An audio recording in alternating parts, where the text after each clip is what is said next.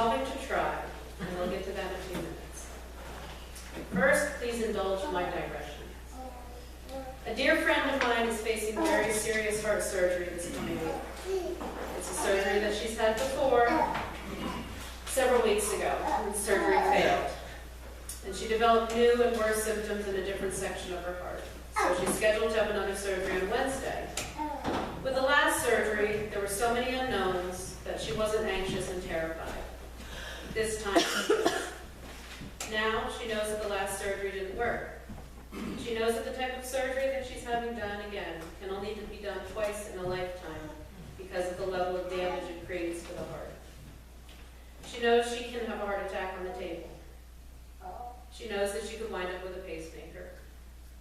She knows she may not wake up. The last surgery left her needing a serious medication that she'd never wanted to be on. Now she knows the pain she'll be in following the surgery. Now she knows it may not work. Now she is afraid. But she is a woman of great faith. She knows that everything is in God's hands. While she's suffering great fear and doubt in addition to her health problems, she's moving forward.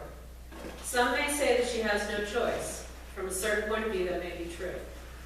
But we, as human beings, always have choices. She's choosing to put her faith in her doctors, whom she doesn't really care for on a personal level, but trusts their expertise. She's choosing to rely on her faith in God to see her and the doctors through her surgery. And I'm scared for her. Part of me is afraid that Friday will have been the last time that I have the pleasure to see her beautiful face and feel her wonderful spirit. To fear and doubt is human. To worry is human. To crave reassurance and comfort is human. Through prayer, we can feel that. Through prayer, we can find that. Through faith, we can build trust. While we may trust God without doubt, we may not trust others, including doctors, with that same level of certainty. My friend has put her faith, and indeed her life, in her doctor's hands. I ask that during this coming week that we keep not only my friend, but all of us who have to trust doctors and medicine in our prayers. I ask that all doctors and nurses and healthcare professionals be kept mindfully in our prayers, that they may help answer the prayers for healing and health and hope that we lift up to God. Thank you. The holidays are a difficult time of year for many, many people. Even with the turning of the new year and perhaps a new leaf, some of us still struggle with our pasts, our doubts, our fears of failure, our fears of disappointment and of being a disappointment to others and to ourselves. And it's that time of year again. The time for New Year's resolutions. Who's made some? Nobody? Excellent. It's imperfect. The facilitator of a support group that I'm a member of kept saying, "New year, new you," at our last meeting while encouraging me to be a better communicator. I told her that the topic of my upcoming sermon kind of contradicted that. This time of year, we are bombarded by advertisements for gym memberships, for new diets, for ways to lose the holiday weight. I personally have been carrying my holiday weight since puberty. And finally get the body of our dreams, for the self-help books that really this time we promise contain all the answers. We're encouraged to make this the year we finally reach flawless health, personal enlightenment, and perfect self-acceptance. This is the year we make all of the life-altering changes that will finally turn us into the idealized versions of ourselves who we were always destined and meant to be. Sounds good on paper, right? When I was younger, I thought that you had to make resolutions, like there was some sort of New Year's requirement. I always made the, "I'll be nicer to my sister, I won't be so mean to her, I'll lose weight, I'll eat better, I'll exercise more, I'll study," promises that were rarely kept beyond the first week of January, if for that long. Then at some point I guess I stopped. I grew out of being super mean to my sister. Sure, I wanted to, but I never lost weight. I never changed my diet or exercised more. I never studied. Then I stopped even making the gesture of resolving to do so. What was the point in making promises that would just wind up with my being disappointed in myself? Why bother? Why bother making resolutions that would be broken with the first meal I ate after making them? What's the point of making resolutions if we assume we'll fail? We set ourselves up for failure by setting unreasonable goals for ourselves. Why try? In the Gospel according to George Lucas, we are taught do or do not. There is no try. But sometimes, in spite of the wisdom of Yoda, all we can do is try. Trying is, in fact, an act of doing. So why try? Because we can, and we should, and we are called to. We can try to be better examples of Christians. We can resolve to trust in the Lord more than we do now. Some of us may have an absolute trust in God and in His plan for us. I'm not one of these people. I question. I doubt. I question again. I doubt some more. But God's faith in us is unwavering, even as our faith in Him is truly imperfect. God's love is perfect. Ours is not, and that is okay. A friend of mine pointed out that only resolving to try leaves so much room for failure, and maybe implies that we expect to fail. Thank God. God's love is perfect and allows for plenty of room for failure and forgiveness. God's promises to us are far greater than any promises or resolutions that we could ever even fathom in this life. God has promised to love us. God has promised to protect us.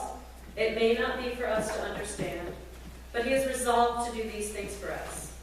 For me, for you, for us imperfect creatures running around on this planet, thinking that we have all the answers and the solutions to our woes and struggles, when in reality, we know nothing.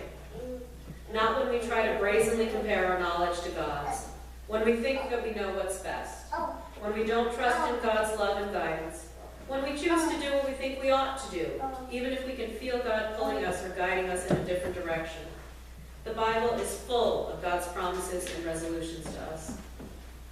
Psalm 91 assures us of God's protection and shelter. God promises to be our refuge and fortress, that His angels will guide and protect us, that He will deliver us, that we will have His salvation. Isaiah 43 tells us of the restoration and protection promised by God. God promises to be with us always and guide us. We can turn to almost any book in the Bible and find examples of God's promises to us, His people. His promises of protection, of love, of forgiveness, of shelter, of refuge, of help, of patience, of healing, of solace, of life everlasting, of the rainbow after the flood. God does not ask for us to resolve to lose weight, to exercise more, to eat better, to make more money, to advance our careers, to get the bigger house, the faster car, the newest toys, the latest technology. He does not want us to set unreachable goals for ourselves, to strive to have or be more than we could possibly ever achieve, to set ourselves up for disappointment in ourselves. God asks simple things of us. He asks for our trust. He asks that we treat our neighbors and our enemies with compassion and grace. Surely, He wants us to treat ourselves in kind. To love our neighbors as ourselves means to love ourselves as our neighbors. To forgive our enemies, each other, and ourselves. To fight against temptations when we are faced with them. To seek His grace. To follow the teachings of His Son. To live by Christ's example. But God does not expect perfection. He did not create us to be perfect creatures. He created us in His image to be a reflection of Him, to do His work, but not perfectly. Christ died for us so that we don't have to be perfect. We don't have to set ourselves up for failure. Through simply trying, we are living up to God's expectations of us, even though we may expect more than that from ourselves. Sure, we can strive to be the perfect versions of ourselves. There's nothing wrong with wanting to be better people. But even in that, we may be setting ourselves up for letdown and disappointment. Who are we to say that we aren't perfect with our inadequacies? We have to resolve to try to accept ourselves as we are and to accept our perceived imperfections. I can say with a degree of certainty that I will never be a size 2. I will never be a decathlete. I doubt that I'll ever be vegan, don't tell your father. I will never be the most monetarily rich person. I will never be the nicest person. I won't be the most compassionate or generous or kind, or wisest, or Christ-like. But I can try. We can aim to be better people, in our own eyes and in God's. We can try to have more and a stronger faith in God. We can practice grace and kindness and compassion without making impossible resolutions to do these things perfectly. We can strive to be more generous with our money, our gifts, our time, and ourselves. We can do these things with the knowledge that we won't do them perfectly, and that's okay. We are imperfect people, but we are a people of God. We, as individuals, as a church, as human beings, can resolve to try. We can spread God's message of hope, healing, and wholeness. We can try to spread God's message of peace and love. We won't do it perfectly, but we will do our best. That is all we can ask of ourselves, and that is all that can be asked of us. We are imperfect. We will have failures and setbacks, but it's what we do when these things happen that are an honest reflection of our true character. We can't give up. When one surgery doesn't work, we don't throw in the towel. We look for other options and move forward. When we slip on a diet, we don't immediately quit and eat everything in the house, although it's tempting. When we miss a few days at the gym, we don't burn our workout clothes and cancel our membership. When we get annoyed with our siblings, we don't change our last names and write them out of our lives. When we feel we failed God, we ask for His forgiveness and take solace in the knowledge that we have it and always will. When we feel we've failed ourselves, and that can be the most difficult. When we resolve to take better care of ourselves, physically, emotionally, spiritually, and we, for lack of a better term, it is then that we have to turn outwards, not inwards, for absolution. It is then that we have to turn to God for guidance and forgiveness to get out of the trap of self-doubt and deprecation. We are our own worst critics. So when we do suffer setbacks, we have to look to God for guidance and direction, encouragement and reassurance. We look to Him to know that it is okay to be imperfect, to know that it is okay to not be the best people or even the best versions of ourselves, to know that it is okay to simply stop, pick ourselves up, dust ourselves off, and resolve to try again. Let us pray.